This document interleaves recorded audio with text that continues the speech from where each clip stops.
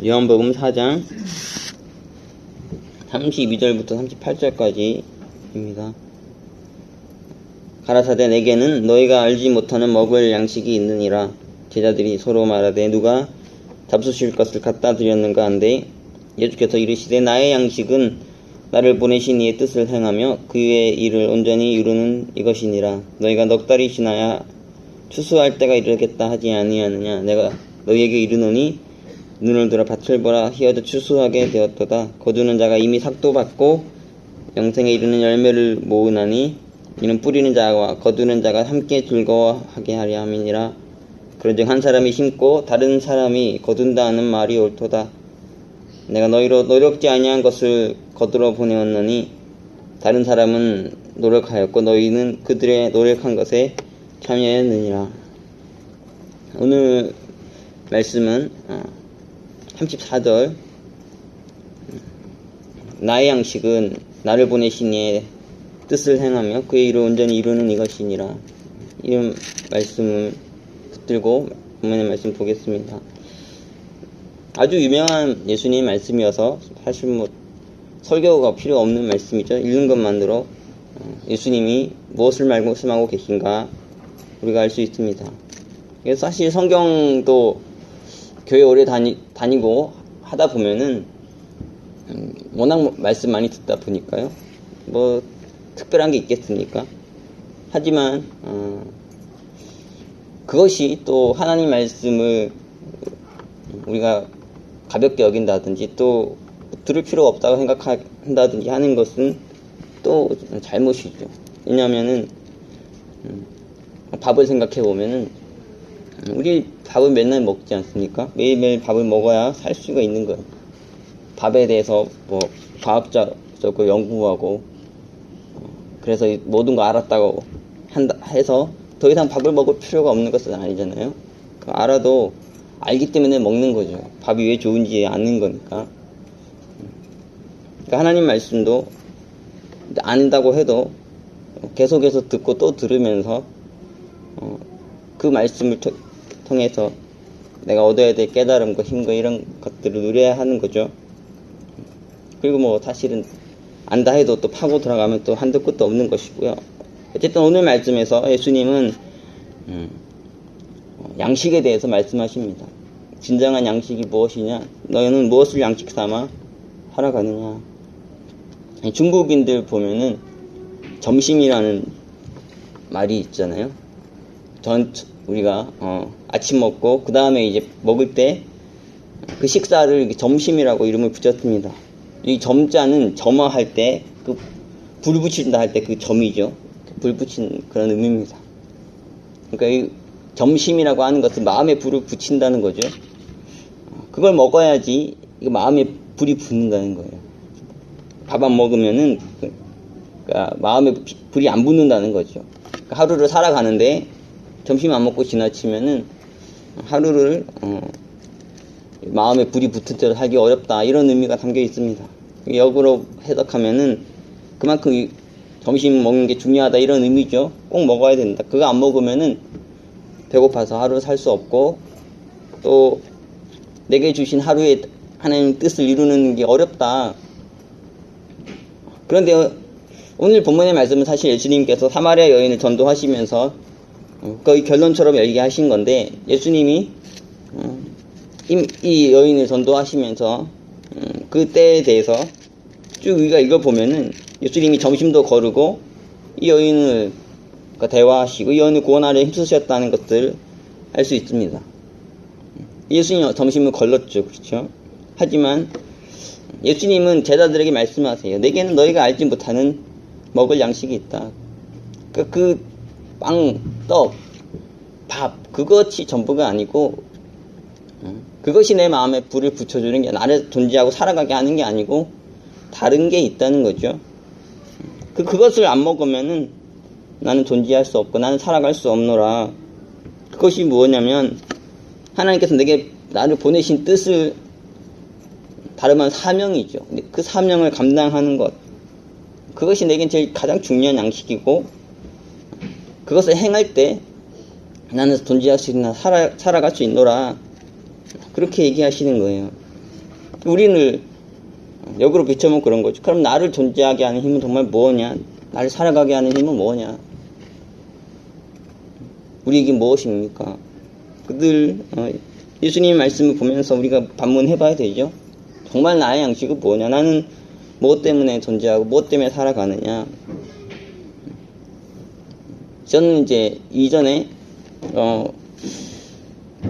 어렸을 때는 뭐 영적으로뿐 아니라 육체적으로도 그렇고요. 아주 지금도 그렇지만 이게 특별할 게 없는 사람이었는데 하나님께서 그래도 제 인생을 많이 상당히 크게 바꾸셨다는 것들을 깨닫고 살아갑니다.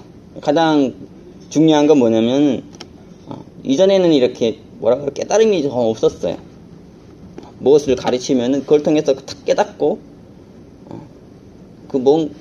가장 중요한 거, 본질적인 거, 핵심적인 것을 아는 이런 능력이 없고 그냥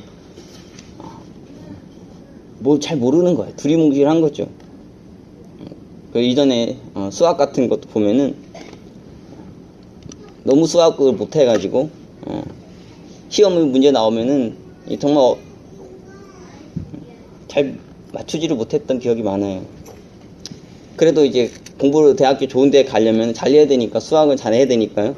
한 게 뭐냐면은 막 그 선생님들이 교과서나 막 참고서 이런 거 해주면서 막 가르쳐 주시는 것들 그걸 정말 그대로 따라하는 거야. 이렇게 그 공식도 외우고 그래가지고 그런 선생님이 말해주고 가르친 대로 딱 나오면은 정확하게 맞출 수 있게 그렇게 자기를 훈련했던 기억이 있습니다. 그런데 그때 문제는 뭐냐면 거기에서 조금만 비틀어서 빠르게 내면은 못 맞춘다는 거예요.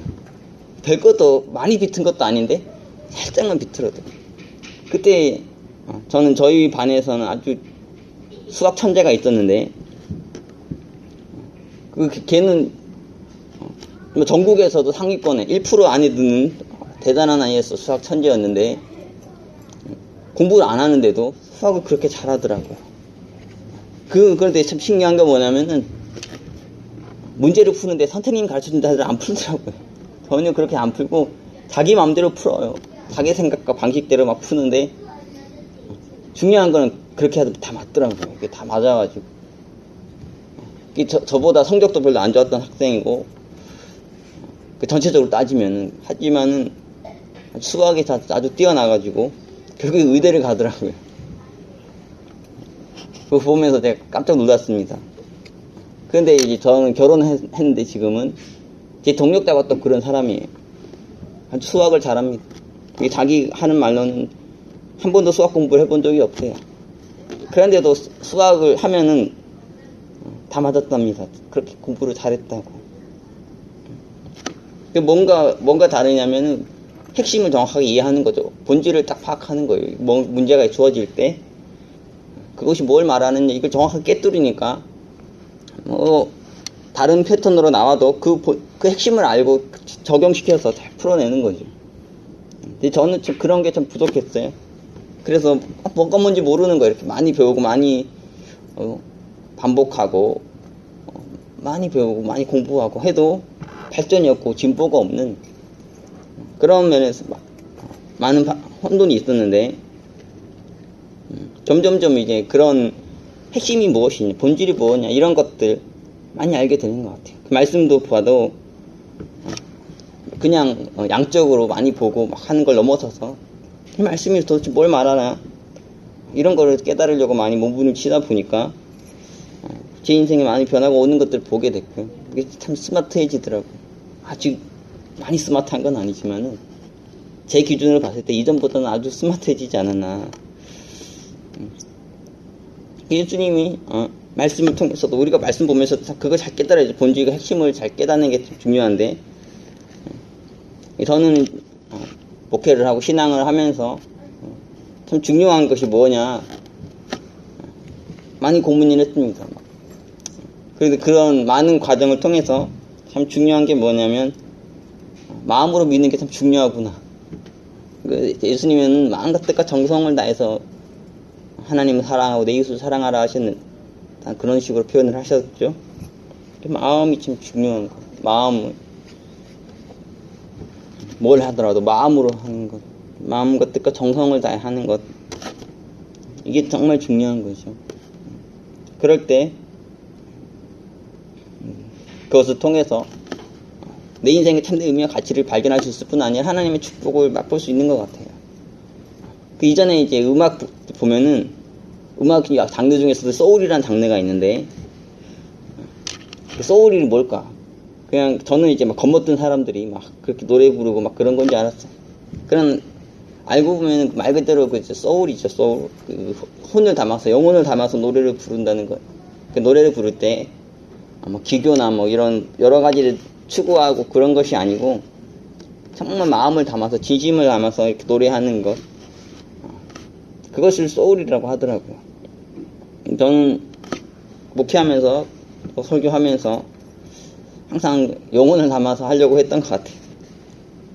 그냥 많은 지식을 나열하고 많은 것들 나누려고 하고 그랬다기보다는 별거 아니지만 늘 마음을 담아서, 내 영혼을 담아서 이렇게 하려고 했던 것 같은데, 그런 것도 많은 제 인생 깨달음이 있었기 때문이죠.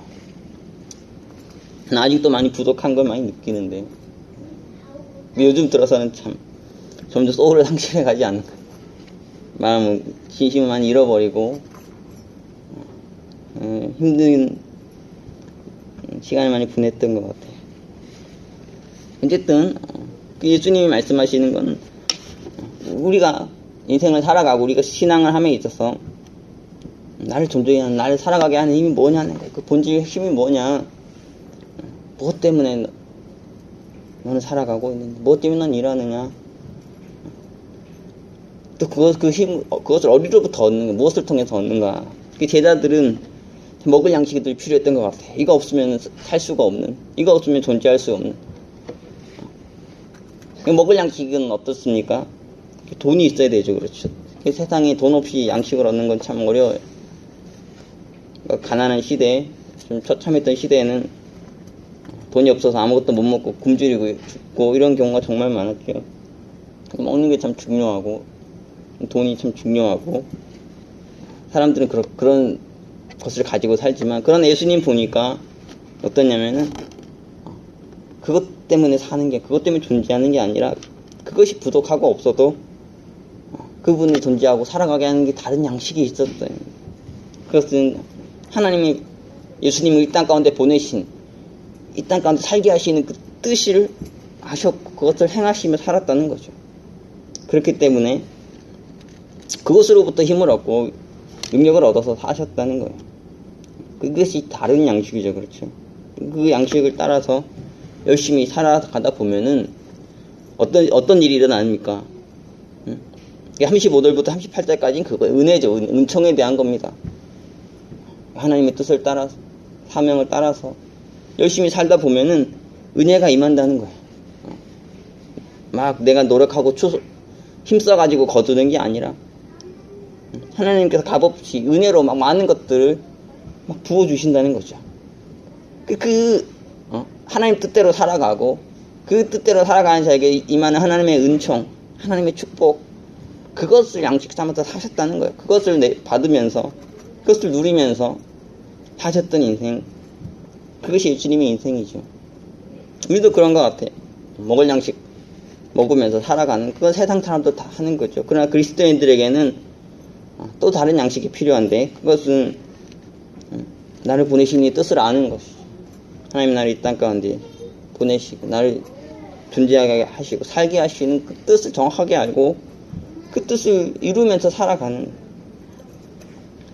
그것이 참 중요하다는 거예요. 그리고 그렇게 살아갈 때 축복처럼 주시는 하나님의 은혜, 이걸 맛보며 살 때 정말 살맛이 나는 거죠. 그리스도인답게 사는 거예요. 내가 정말 그리스도인이구나, 내가 정말 사명인이구나. 저는 요즘에 여러 가지 많은 일들을 하는데 많이 느껴요. 그런 거 보면서 하나님의 은혜라는 것 없이 인생 살 수 있나, 하나님 축복 없이 인생을 살 수 있는가, 그런 생각을 많이 하게 됩니다. 좀 열심히 하면 하나님께서 늘 은혜를 주시고 축복을 주시더라고요. 주시고 그러면서 정말 하나님 살아계시고 역사하시는구나 이런 거 맛보면서 살아야지 신앙이 아닙니까? 그게 그리스도인이죠. 그게 안 되면은 우린 존재의 가치를 잃어버리는 거죠. 의미를 잃어버린 것 같아요. 늘 우리도 오늘 본문의 말씀을 많이 보겠지만 보면서 나에게 진정한 양식은 무엇인가 다시 한번 생각해 보면 좋겠고, 그 양식을 따라 살아가면은 반드시 하나님의 축복이, 하나님의 은총이 임한다는 사실을 기억하고 가야겠습니다. 헛되지 않죠. 그렇죠. 반드시 하나님 뜻을 따라, 사명을 따라 사는 인생의 끝은 하나님의 영광이고 하나님의 축복이고 하나님의 은혜입니다. 많은 열매를 누리고 얻게 되는 그런 축복을 우리 가운데 내려주실 것입니다. 이 교회 위에도, 또 성도님들 여러분의 위에도 이런 은혜가 가득하게 임하기를 기도하고, 그래서 우리를 축복하신, 우리에게 은혜를 베푸신 하나님께 찬송과 영광을 돌려드리며, 39절은 이렇게 돼 있잖아요. 여자의 말이 그가 나의 행한 모든 것을 내게 말하였다 증거함으로 그 동네 중에 많은 사마리아인이 예수를 믿는지라. 이 여인이 예수님을 막 증거하니까 많은 사람들이 예수님을 믿었다는 거예요. 그러니까 우리도 우리 가운데 행하신 하나님의, 주님의 일을 증거하고 말할 때 그를 통해서 많은 자들이 하나님께 나오게 되는, 주님께 나오게 되는 이런 은혜의 역사가 열리는 것 같습니다. 먼저는 많은 사람들 구원하고 살리고 하는 것보다 내게 주어진 양식이 무엇이냐 정확하게 이해하는 게 좀 중요한 것 같고요. 내게 주면 사명, 그것을 따라서 살아가면서 하나님의 축복과 은혜를 누리면은 그것이 표징이 돼서, 그것이 증거가 돼서 많은 사람들이 주께로 나오게 되는 것 같습니다. 구약에 보면은 아브라함이 있고 이삭이 있고 그렇잖아요. 믿음의 열조들이 있는데, 많은 그들을 보면 어떠냐면 하나님께서 계속 그들을 축복하십니다. 아브라함의 인생에도 계속 축복이 오고 이삭에게도 계속 축복이 오죠. 그걸 보면 사람들이 정말 하나님이 이들을 축복하시는구나, 이들과 함께하고 계시는구나, 그것을 많이 맛봤던 것 같아요. 우리도 여러가지 많은 말을 하고 여러가지 많은 일을 하는 게 중요하지만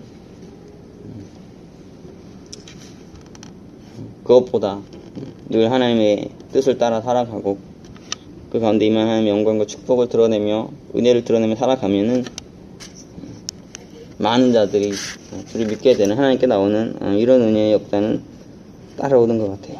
그래서 정말 많은 사람들 옳은 길로 인도하는 그런 귀한 삶을 할 수 있는 것 같습니다.